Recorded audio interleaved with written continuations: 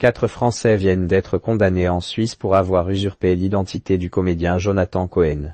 Le délit remonte à 2021, comme l'a rapporté le quotidien suisse 20 minutes, le 25 février 2025. Poered Bodionekouté. Cet article usurpe l'identité du comédien Jonathan Cohen et partent sans payer en laissant une ardoise de 20 000 € 002.00. Si tout semble sourire à Jonathan Cohen actuellement, lui qui vient de voir son film F*** qu'un Fred, comme un léopard avec le chanteur Orelsan débarquer sur la plateforme de streaming Prime Video fin février pour le plus grand bonheur de ses fans. Les aléas de la célébrité l'ont frappé puisqu'il a été victime d'une usurpation d'identité. En 2021, des Français ont, en effet, fait une réservation pour 10 personnes pour un séjour dans un hôtel 4 étoiles de Zermatt, en Suisse, au nom de Jonathan Cohen.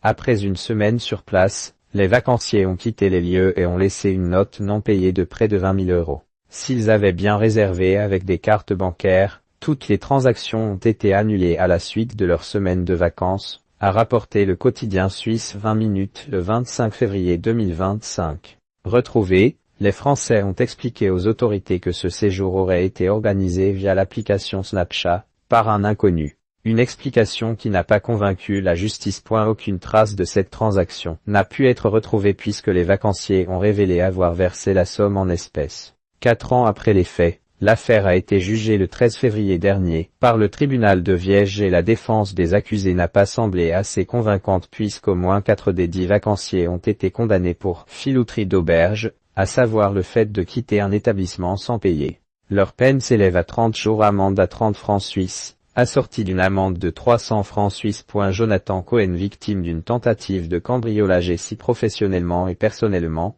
tout va bien pour le comédien et humoriste de 44 ans, ce dernier a dû faire face à une tentative de cambriolage à son domicile dans la nuit du 1er au 2 février 2025, comme l'avait révélé Le Parisien. Le cambrioleur aurait emprunté le toit de l'immeuble pour rejoindre l'appartement du compagnon de Piu Piu, une DJ, qui n'était pas présent sur les lieux, au contraire de ses enfants et de leur nounou.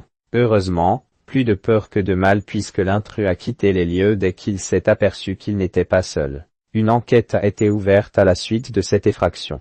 Le comédien avait déjà été victime d'un cambriolage en 2020.